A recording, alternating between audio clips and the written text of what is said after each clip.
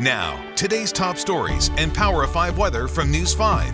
Sponsored by Akron Children's Hospital.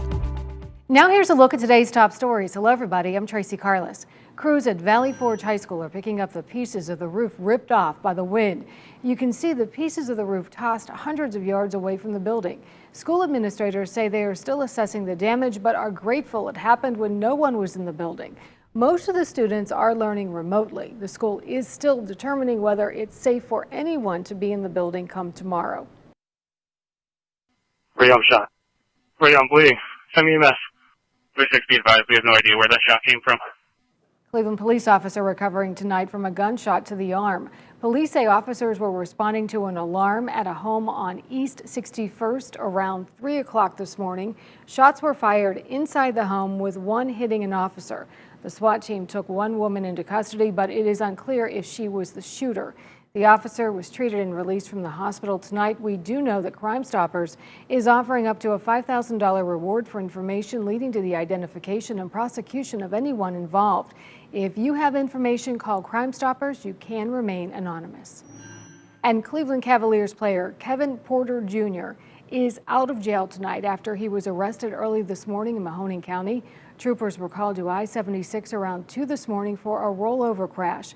They say Porter lost control because he was tired, and they do not believe he was impaired by drugs or alcohol.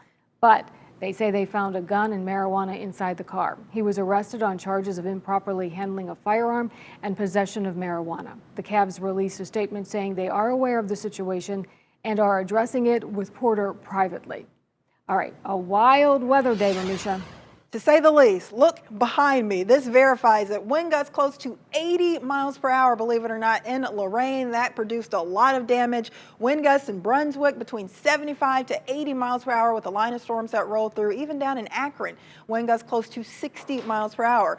No more severe storms expected tonight, but a high wind warning continues for Cleveland through 11 o'clock and a wind advisory down around Akron and Canton through about 7 p.m. There could still briefly be some 45, 50, 55 mile per hour wind gusts through about 9 o'clock. After that, those wind gusts will start to settle down a bit. But even for Monday morning, still some gusts near 35 miles per hour for many of you. So it is still going to be a windy day on Monday. I just don't think it will be damaging wind, fortunately.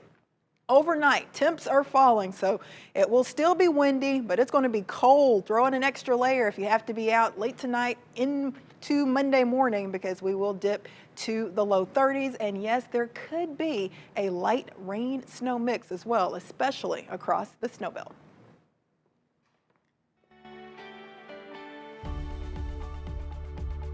Sponsored by Akron Children's Hospital.